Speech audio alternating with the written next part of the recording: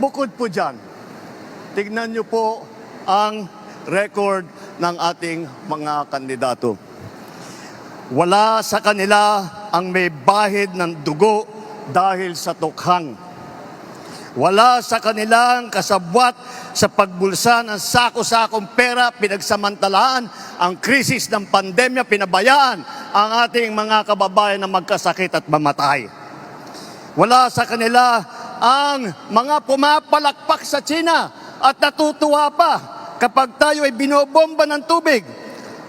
Tinatamaan ang ating mga Coast Guard, hinaharang ang ating mga mangingisda, ninanakaw ang kanilang huli.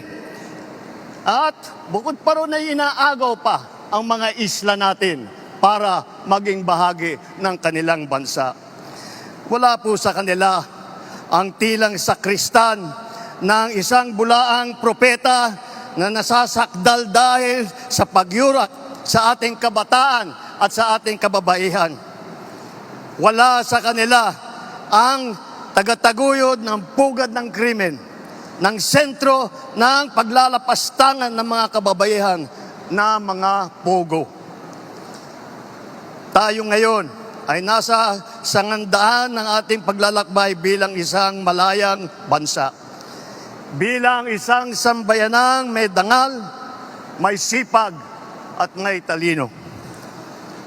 Tayo ba ay papayag na babalik sa panahon gusto ng kung kailan gusto ng ating mga liderato maging probinsya tayo ng China? Babalik ba tayo sa nakaraan na ibinubugaw ang ating bayan bilang isang sugalan ng mga dayuhan?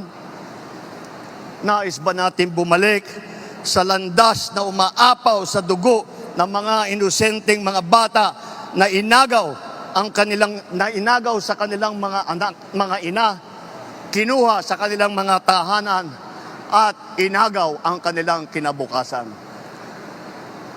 Walang nagnanais na Pilipino na mabalik tayo sa ganyang klaseng pagpatakbo.